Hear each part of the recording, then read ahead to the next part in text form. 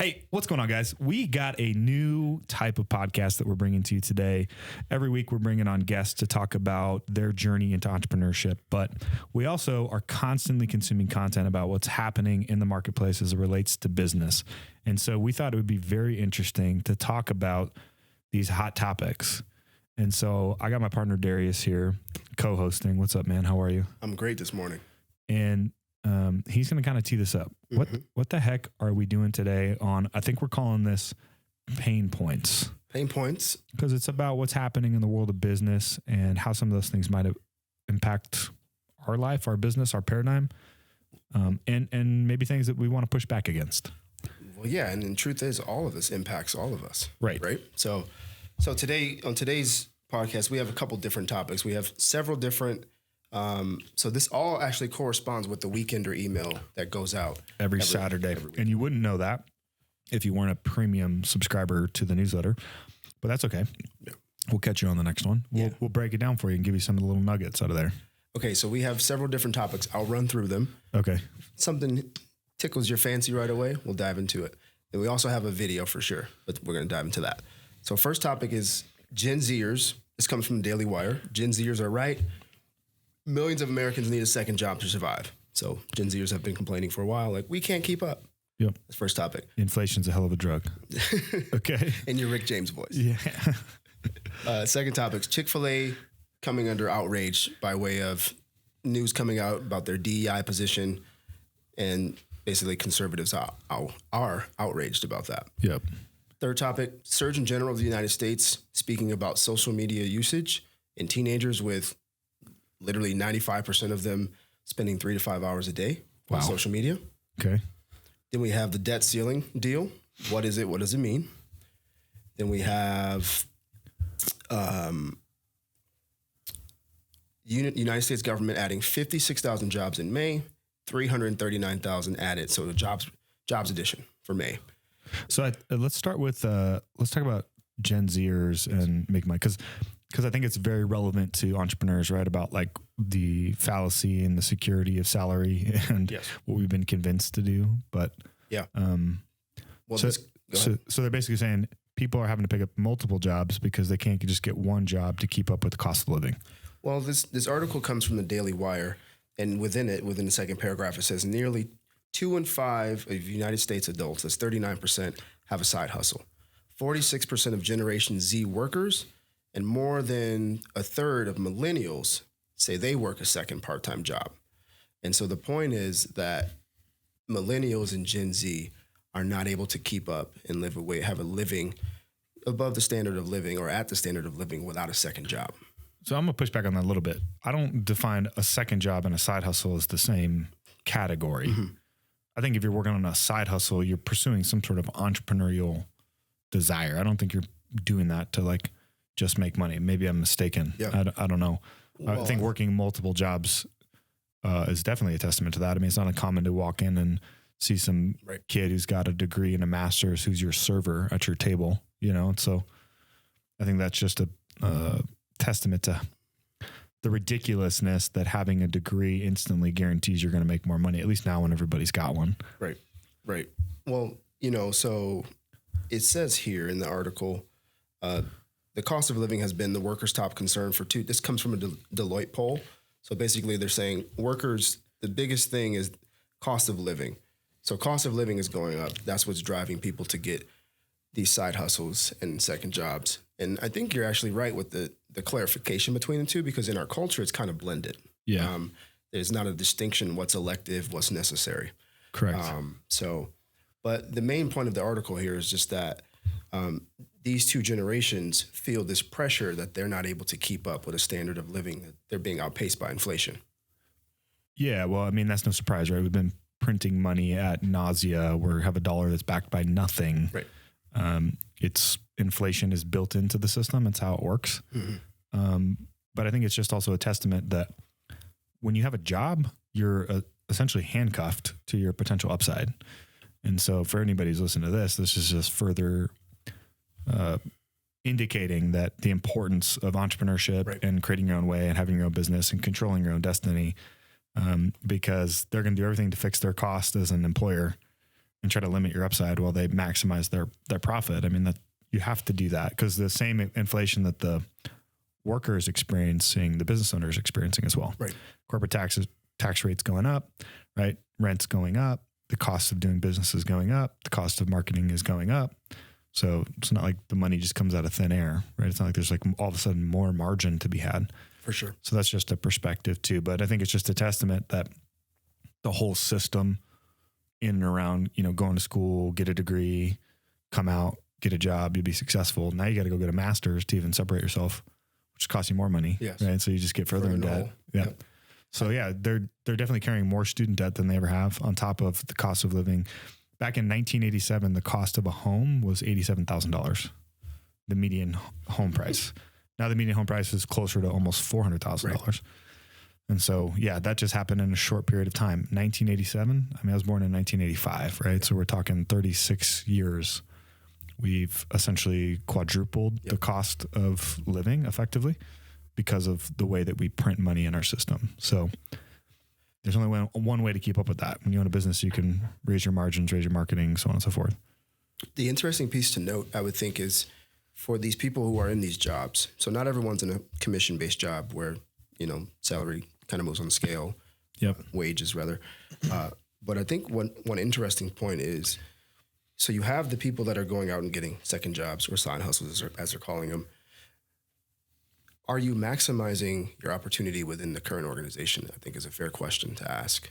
Not every employer has space and wiggle room to increase wages, but I think one interesting thing though is, are you making yourself more valuable within your current role? Because if you take on a second job, now you have time, now you have commuting, you have different things, but have you maximized your given role where you are now? Like, do you have that room? Have you exploited that? I think that's a reasonable conclusion. If it's a white collar job, if it's a retail job, maybe not so much. Not so much. If it's blue collar to a certain extent, you might be limited by the number of hours you can work. For sure. But you can go level up and get additional skill sets, so on and so forth. But I think that's a good point. I think that's why for me personally, I don't like being in an ecosystem where I can't control my upside earning potential, which is why sales was always so attractive to me, why marketing was always so attractive to me. Yeah. Because you kind of catch what you kill, right? Yeah. So I think that the security of consistent income has tricked people into believing that they should just go get a job because it's somehow safer. Yeah. But you're limiting your upside. And so you kind of get what you get and don't throw a fit. Absolutely. So that's the fine balance, right? And everybody gets upset at entrepreneurs because, they make so quote unquote so much money, but they take on more risk, right? Yeah. Which is why they get the maximum benefit of the tax code. And so, you're giving up, I guess, maybe quote unquote consistent income to take, to make benefit of the other parts of the tax code in our economy, like tax benefits, depreciation, write-offs, things like that I can take advantage of that other people can't, Yeah. You mentioned the tax code. A couple months ago, we were talking about the tax code, and you broke it down. And if you can remember this, maybe break it down for the listeners, where you talked about how the tax code is positioned to reward people who do three things. Yeah. In a capitalistic society, the government relies on its people to do two main things: create jobs and provide housing to the market. That's much different in a socialist society, right? Where they control the economy, they control the housing, and you can always see why the quality of that is kind of garbage in long term. So in a capitalistic society like we live in America, we get the maximum benefit of the tax code if we provide jobs to people and we provide housing. And if you have a business that is a real estate business, then you really maximize both of those things, right? Because depreciation allows you to depreciate the car that you buy, the equipment that you buy, the rent that you pay, the interest that you pay. You get to get all these write-offs that offset the quote unquote income that you are probably not making because you're investing back into your employees, investing back into the business in order to grow the economy, right? And you need entrepreneurs and you need capitalism because the dollar, on average, $1 will trade 3 times. So if I give you $1, you're going to go spend it and it's going to trade hands with, 2 other people. And so we need that. And you have to incentivize capitalists to want to take on those kinds of risks. So everything that we're doing right now, inflation goes up, they just come back and they just tax the entrepreneurs, tax the real estate provider, try to make it harder, raise the tax bracket on the upper income earners, they're just disincentivizing people from wanting to go on and take those risks, which is ultimately net long-term bad for the economy. Yeah. So well, and this is just symptomatic. Windfall. Yeah, the windfall. Yeah. It's symptomatic of the government kind of overreaching and not letting the market settle the way that it should, right? Since long before 2008, they've been intervening, right? They did in the .com bubble, step in, bailouts, so on and so forth. That's how true capitalism actually works. Right. You make a crappy product, it doesn't do well, you mismanage your money, you go bankrupt.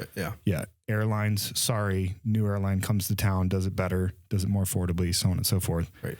But we're currently living in crony capitalism where the companies at the top who are lobbying for all of this stuff are getting the benefit of the bailout. And so that only works for so long until what we're seeing where people just can't afford to live anymore. Yeah. So it's not slowing down anytime soon. No, not at all. So let's move on to the next topic here, where I think this one is interesting because we have children. We both have children. So this one comes by way of Axios. And I won't read the whole article, but it opens by saying U.S. Surgeon General Vivek Murthy issues a warning today that social media poses a threat to kids' mental health. Not a shocker. Escalating calls for new safeguards aimed at minors. But the interesting point is within the information coming from the American Psychological Association, an estimated 95% of teens 13 to 17 and 40% of those 8 to 12, so preteens, are on social media. And those who spend more than 3 hours a day on social media face twice the risk of walking in depression and anxiety.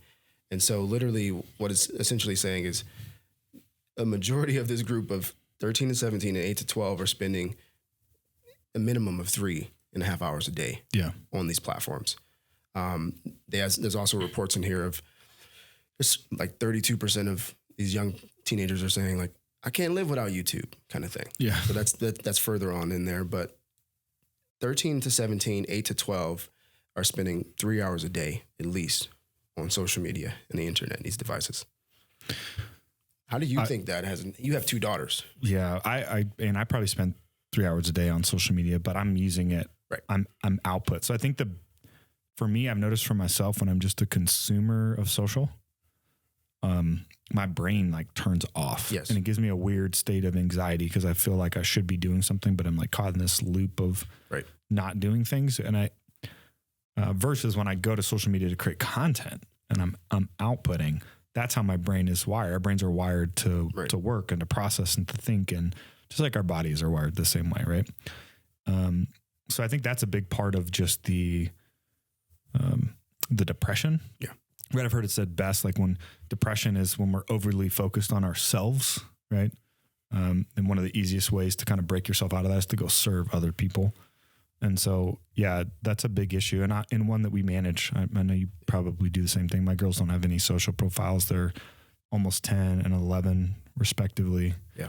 Just barely got their first like phone, smart watch, really so they can text us. And, my kids are out playing and jumping on the trampoline and riding bikes and doing entrepreneurial things like knocking doors and selling jewelry and setting up lemonade stands and doing stuff like that. So we use the smartwatch for that to like track their GPS where they're at, but definitely not to be on social media. Yeah.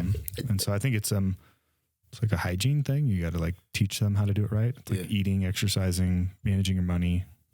Yeah, I mean, you bring up the pretty pivotal point, which is the production contribution piece, because it does turn off. Like, if you notice, like when you stop everything, you kind of come back to reality. Yeah. Now think about being a teenager doing that all day long, and you're coming back to reality. You're drifting out. You're coming back to reality. You're drifting out. It's like, well, I don't know up from down anymore. Like, yeah. Did you hear this story about this woman who went to go spend 500 days in a cave? Dude, I just heard in the dark. Yeah. Okay. So here's the crazy thing. And you coming in and out of consciousness and like a loss of sense of time and what that does to us. They went in to go get her after 500 days of being in the cave in the dark. So she had a headlamp and like some food. She would exercise in there, like read books and do stuff like that. but they took her out and she was fighting them because she thought only 120 days had gone by. She'd been in there for 500 days. So something happens to our brain when we lose our sense of time. Yeah. And you hear this all the time. I mean, myself included, I've done it where you're scrolling, all of a sudden you're like, oh crap, an hour's gone by. I've just been wasting time. Doesn't even feel like an hour. Scrolling on social media. Exactly. So that does something to us that's not healthy. Yeah. And throws off our perception of reality, because time and reality are congruent. They're linked with one another. Yeah. And so I think that has something to do with it as well. But I think the bigger thing is you got to like teach your kids the social media hygiene, like how to actually like. I've never heard the term before. Well, you teach kids how to brush your teeth, right? Yeah. Sleep time, eat, make good healthy decisions, financial decisions, so on and so forth. I think you have to really walk with your kids, and that's not how a lot of parenting is done in general. Yep. Like, oh, we just send them to school. The school will raise them. We see how that's working out. One of the interesting things I've noticed from afar, watching parents and family members and nieces and nephews, is, they're in school during the day, and so they get moments here and there. But one of the things I can only imagine having older children, my kids are all under 6, is when they're alone and when they're 13 years old in the room by themselves, they're doing their homework, but then they're chilling afterwards. That piece right there is, I can only imagine the pressure of that one, because you can't control them at that point. Yeah. You can, but you can't really. Like, you trust them, you give them certain freedoms, but then I've seen nephews where 2-3 hours a night, they did all their homework technically, all those things, but then they're just jamming out on that device. And I just think it's an interesting world where the more we engage with these, I was writing about this last night, the more we engage with products, the more our life tends to revolve around these products. It's almost inevitable to lose your ability to know who you are, because who you are as a human being is always constantly funneled through these devices. Even as professionals, as adult males like us, you have to disconnect. Like, I know it's something I wrestle with too. I think we're wired to work. We're wired to create. We're wired to output. Yeah. But for the last, call it 100 years, we've been rewired to consume. Right. And so it's just like shopping therapy, right? You go shopping, you buy a bunch of new stuff. It feels good for like a little bit. And then like the next day you're like, did I really need these like 2 new pairs of shoes and this hat, or did I really need to go buy this new car? It's short-term satisfaction. It gives you a dopamine hit. Yeah. But long-term, there's no fulfillment in it. And that's really the difference. Is social media can be a very powerful tool, just like money can be a very powerful tool, but it can also have the opposite effect. Right. And so, yeah, I think kind of the next era is going to have to teach people how to properly disconnect, I think one thing this points to too, it just sparked my thought, is we talk about how most people are consumers. They don't produce. Yeah. But when 90%. 90%. But when you think about what we're made for, it's some piece of contribution. So I think to some degree, some of these negative numbers could actually be impacted by creating spaces where these people who are going to use these platforms regardless actually are positioned to become contributors in a way that's not necessarily following a trend or doing the thing. Yep. But how do you actually utilize this as a tool versus an accessory? That's good. I think that would be very interesting to see. Yeah, we haven't crossed that yet. No, we haven't. There's nobody's teaching about how to leverage. I mean, we talk about a lot in marketing, but nobody's teaching them how to leverage the platform to build personal brand or network or figure out how to understand a subject better. Yeah, go learn. Exactly. So we just kind of let the algorithm give us whatever we get. Right. So yeah, that's good. All right. So we'll flirt in that 3 to 5 topic range. I think for this first one, we'll do 3. But so here's a video clip that's circulating around the YouTube sphere. Okay. You're just going to play it. You guys will be able to hear the audio. If you catch the video, you might be able to see some of the screen. But it's an interesting piece of footage. Now, granted, disclaimer, this isn't the whole context of the interview, so you have to be honest there. But you now make a point of that's an investment criteria for you. Well, behaviors are going to have to change, and this is one thing we're asking companies. You have to force behaviors, and at BlackRock we are forcing behaviors.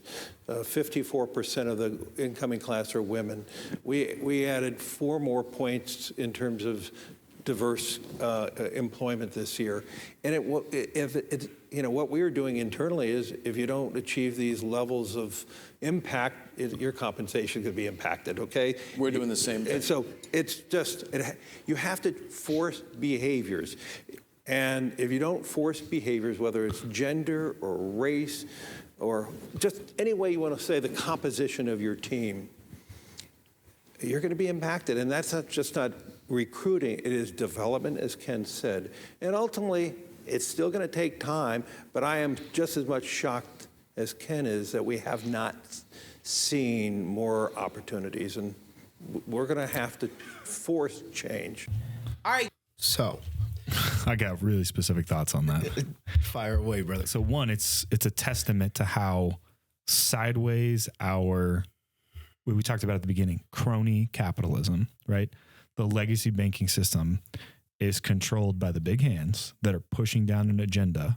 And if you don't play nice in this current economy, you can operate without a banking relationship. Mm-hmm. That's why you're seeing Chik-Fil-A do what they're doing right now. Mm-hmm. A Christian organization that's literally ran by supposed Christians are unable to operate their business if they don't have access to debt. And they're being graded and scored by these banks and these large institutions based off of what their social ESG credit score is. That's a big problem. The second part of that I think is dumb is we're not hiring people on their merit. So I know this very well because once upon a time, I was responsible for hiring 150 people a year. And we had these woke little liberals that came into the organization and said, why don't we have more black people here? I said, because I hired them all already. There's 5 people in Fort Collins that are black. One of them was you, right? And the vast majority of Fort Collins is white people. Right. And the only guy who was actually going to make impact to get athletes who were the predominant way that we were getting other cultures into this white market was me. Going to CSU and talking at the university with the athletes about what a career looked like beyond sports, and trying to create a recruiting campaign to get those people to stay. They didn't want to stay here. Right. So it has nothing to do with the business itself and everything to do with where it's at. Not to say that there isn't racism. I'm not saying that, but to throw blanket statements out there for force behaviors, I should have the right, number one, as a Christian-run organization, to not hire people based off of our values don't align. And I should be able to promote that. And if it makes you feel uncomfortable, good, right? Because values drive culture and culture drives the business. There's Burger King would love to have you. McDonald's, Taco Bell, they would all love to have you. Well, why would you want to be in that environment anyways if you didn't share those values? Why would you want to impose your value set on a, you know what I mean? Like because apparently racism only goes one way, right?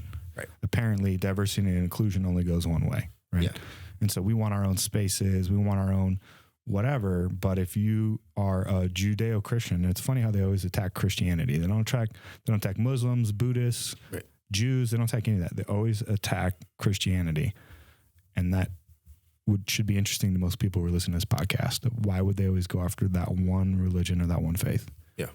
But that's a different topic. It's a different topic for sure. That's the next pain points. But, so it's interesting you point out the banking relationship. I think I'd like for you to touch on that more because to maybe the average person who's not in the trenches of entrepreneurship, they're like, well, how is this happening? Another company, not Chik-Fil-A, not this company, not North Face. And I think maybe touch on how significant the banking relationship is to a business owner or a company. Well, when you get to that size, it's always important. But when you get to that size where you're leveraging probably a lot of debt and you have these banking relationships that are managing your quote unquote money, they kind of have you by the ankles. We'll use that word, ankles. And so they can really dictate whether or not you're lendable based off of this new social score that they've come up with.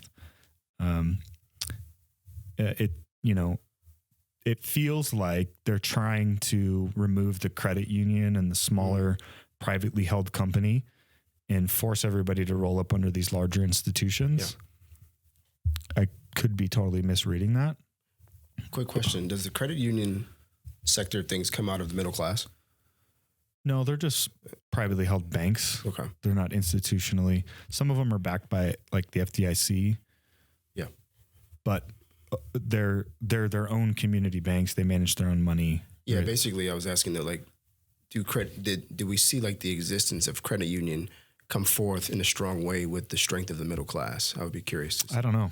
I'd be curious to see, because that'd be something to go research. Yeah, because we see this sort of continuous eroding of the middle class. Yeah. And then you said that. And so I was like, that'd be interesting to see. Yeah. And I don't, sometimes I go back and forth, like, is this an intentional thing? I think that as soon as we unpegged our currency, we set ourselves up for what we have today, which is we just have to keep printing in order to plug holes into it. And so the only way it stops is people just decide to exit the system. And hence why, we can have a conversation about Bitcoin, and people will say whatever they want. Like, the government will never let that happen. Well, guess what? You and I can do a peer-to-peer transaction. The government doesn't have to be involved. Right. And so there's and this is kind of the beautiful thing. Good money pushes out bad money, right? Of like, there's this whole new ecosystem that's kind of evolving around the legacy banking system. Yeah.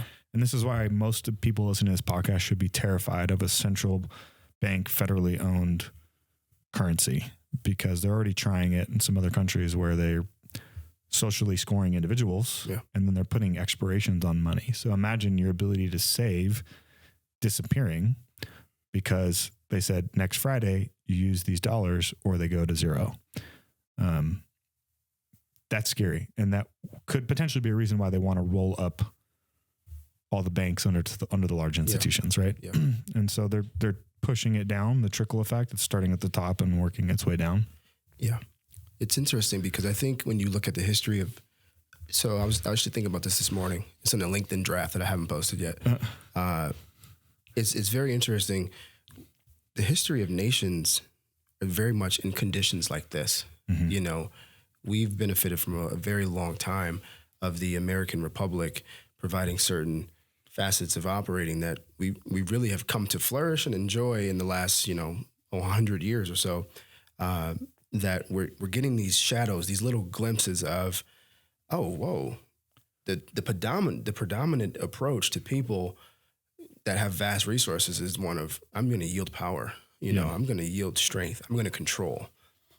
It's not the norm to be like merit. It's not the norm to play on merit. Yeah.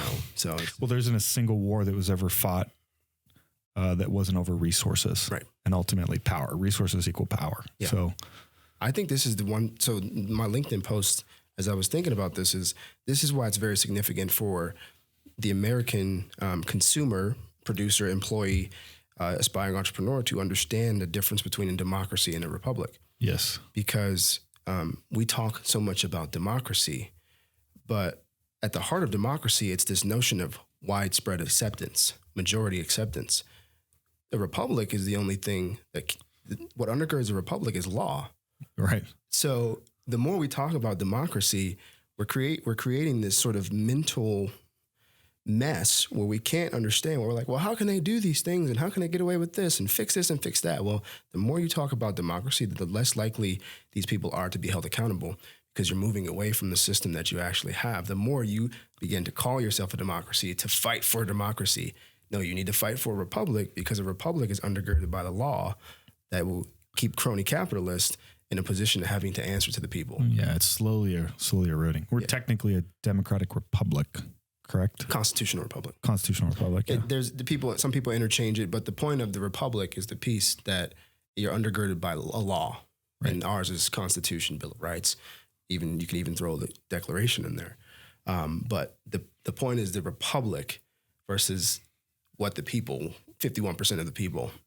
That's a big difference, because you look at Nazi Germany, you look at the American slavery period. Yeah, I think what you're touching on is why so many entrepreneurs, not all of them, but they tend to be very opinionated about government intervention on a lot of things, because to be an entrepreneur, you have to be so personally accountable.